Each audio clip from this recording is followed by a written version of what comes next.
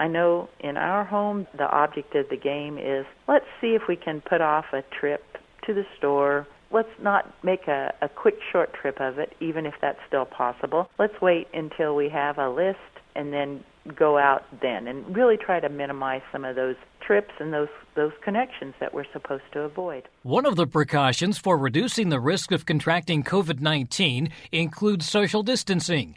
As a result, people are spending less time in public places, including grocery stores and restaurants. However, we still need groceries, and we still need to eat. A K-State Research and Extension nutrition specialist says that planning meals for at least a week will reduce the trips you'll make to the store and the time you spend in the store. On today's Sound Living, menu planning and shopping. Sound Living is a weekly public affairs program produced by Research and Extension at Kansas State University. I'm Jeff Wichman. K-State Research and Extension nutrition specialist Sandy Procter says that families can use this additional time together to work on planning and preparing meals, which in turn provides a welcome diversion, creates lasting memories, and can also be educational. Sandy, this is one of those difficult times, but also an opportunity to prepare more meals at home, eat as a family, and try new things together. We want to cover some of the things, really kind of the basics that people should think about as they're looking at their food plan. And that's one of the things that you suggest is, first of all, have that plan. As we experience our new reality, we really are to try to minimize those trips where we can come together, which is right now the grocery store. And so it really makes sense to have a plan and then to be able to at least loosely follow that plan and utilize what we have on hand before we make what used to be maybe just a almost second nature quick trip to the grocery store. Let's be a little bit more intentional and really work to plan those meals, use what we have on hand, and keep our distance until things get better. When you talk about a plan, what type of things should we be thinking about? Do we need to plan everything or just a majority of our meals? Well, I think, it depends on what type of cook you are to begin with. I have friends that write menus for their normal lives, day-to-day menus, and that works well for them. For others of us, and especially those of us that now have multiple people in our homes for meals that we don't normally serve, like say, all the kids are home and we're doing lunch and dinner and breakfast as well as the typical meals that we might do at home.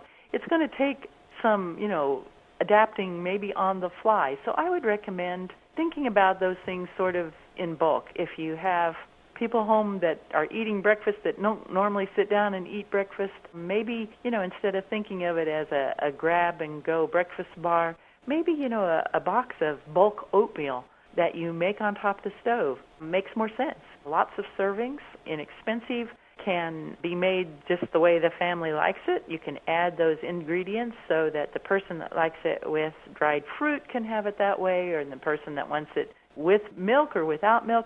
Start with the basics and have some of those basic ingredients on hand. I was talking to a relative of mine, and, instead of using mixes or things that they might use for quick cooking, that quickness isn't as important now as having enough variety on hand to really make that flexibility a key part of menu planning. So maybe we stock up on flour and sugar, or notice that we probably are well stocked on those anyway, and make things a little bit more from scratch, not necessarily because we have to, but that's going to allow us a little bit more flexibility in those meals that we plan. And like you say, the kids are going to be around, so this is a great opportunity to really do some of this cooking and meal preparation as a family. It's true. And, it's one of those things that we think back on and think, if we just had a little bit more time, I would have really liked to, hung out with kids and, taught them to cook or experience some of these things. And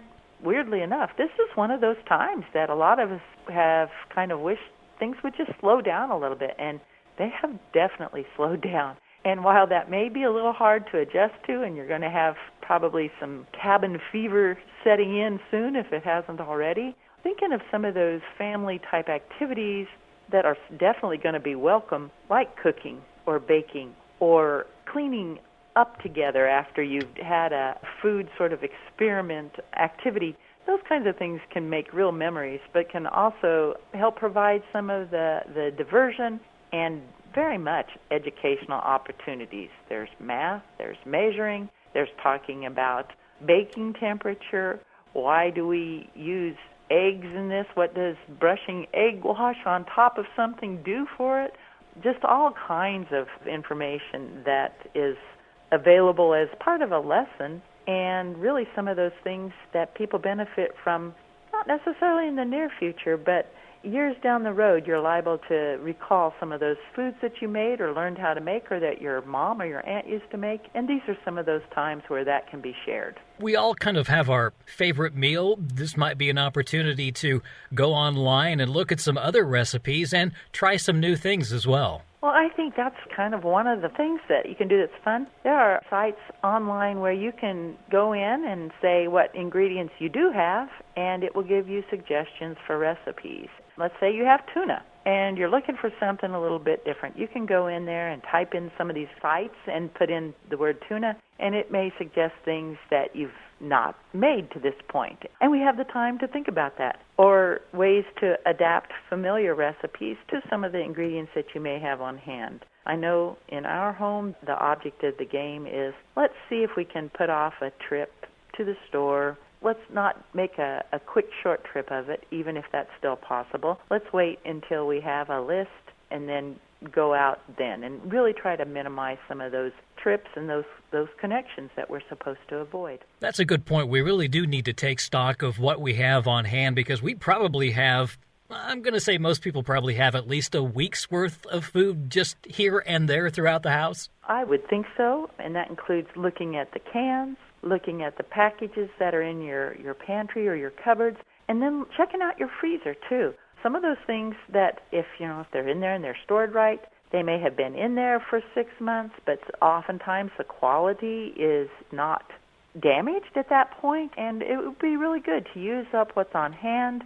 And if it's not good, let's get rid of it, clean it out. But now's a good time to see what's in there and to figure out ways to incorporate those things that are maybe around the edges that we haven't paid close attention to. And if you are in a situation where the supplies are low, then think about what can you buy that might have some real flexibility that is going to allow you to make multiple different types of foods or meals from maybe some few basic ingredients. One of the things I was thinking about was, when I go to the grocery store, I should buy like I'm buying for the food pantry, because you always buy nutritious food, you always buy things that are easy to prepare, and that might be a good starting place if somebody's not used to doing this. And another thing that you do, at least for most pantries, is they're going to be shelf stable. This is something that some of us need to remember, is that it is really okay to buy, and a good idea in times like this, to buy those fruits and vegetables in cans. We may be used to going and picking out fresh produce a couple times a week, but having some canned backups for all the different purposes that we can use them for are really going to help, and they're going to keep the nutrition high. Foods that are in cans or frozen are packed at their peak of nutritional value, so we know that those are good, healthy foods, and they allow us a little bit more time away from that constant return to the store that may be the norm for many of us. I'm seeing a lot of questions about food dates. I know that is confusing for a lot of people. Is there any way to make sense of it? Well, there's good news coming. They hope to clarify those things in the future, because it is confusing, and it's not even sure that it's in some ways not meant to be a little confusing, to sort of make the consumer feel like, I need to throw this out and buy more. But for most of us, that best buy is simply a meaning of quality. It's like, this product is going to be best if used by this date. But that doesn't mean that if it's a few days or weeks older, that in the case of a canned food, that's going to be just fine. Just use good sense, and if you open it and the can looks good on the inside and the food looks good on the inside, and we're not talking terribly out of date, but just slightly over that best by date, it's probably going to be just fine. As always, if in doubt, throw it out. We're not wanting anyone to take a step that's not safe. But just know that those dates that say, best if used by, are a suggestion of quality and not one of safety. As you mentioned, the fresh fruit and vegetables, if you purchase those, you are going to want to use those within a certain amount of time. Yeah, and that's pretty easy to do, but remember, too, that if you have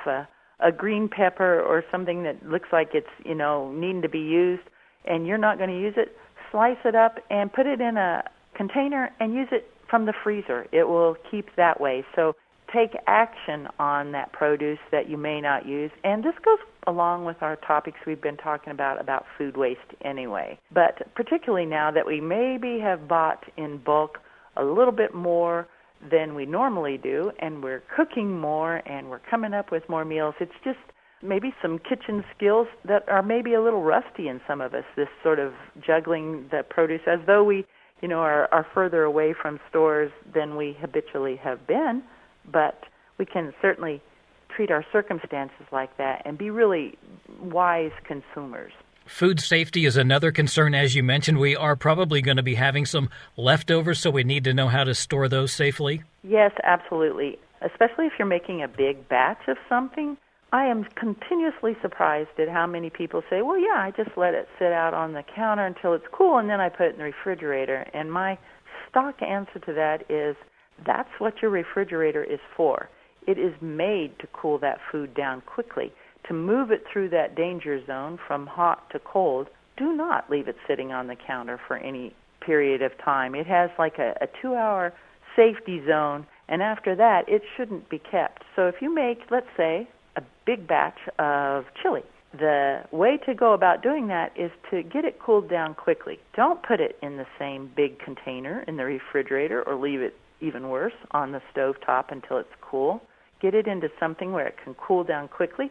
I like to put a big batch like that, in a cake pan, so it has more surface area, and it's going to cool down quickly so that it goes from that really hot temperature to cool really quickly. Same for things like sauces, thick foods that are going to take a while to cool down, stews, things you might make in the crock pot. You know that those need to get out of that crock pot, and they need to get into something where they can cool quickly, and that involves getting them spread out and then put in the refrigerator quickly so that they'll cool down to that safe level of 40 degrees or cooler. And I think we want to make sure we eat that within 2 or 3 days then? That's right. The leftover length, we usually say 3 days maximum on foods, and so be real careful. That first in, first out, that definitely goes for what's in your refrigerator. Well, as I mentioned, this is an opportunity to be prepared to do some other things. And one of the things that you pointed out in our email exchange was make sure that you're also being a good citizen. Well, I have to encourage people to think this through and use what we hope is common sense, and that is, don't purposely clear out a shelf in the grocery store of something that you are going to need maybe one of or maybe two of. But if there's 6 there, don't purposely take all 6 and leave it completely empty for the next guy. I heard this morning on the news that the supply chain for grocery stores is still strong. There may be temporary outages, but it doesn't mean that the product is never going to be there again. So take those 2 that you need, leave the other ones there for the next guy. It's going to make your storage easier, and it really makes you a better global citizen. Take what you need, buy it, and use it, and plan well. Incorporate everything that you have into those menus, and really be smart about using all our resources now. I mean, this is a time where we really have a chance to sit back and sort of reflect on the resources that we have, that we need, and that we could do a better job with.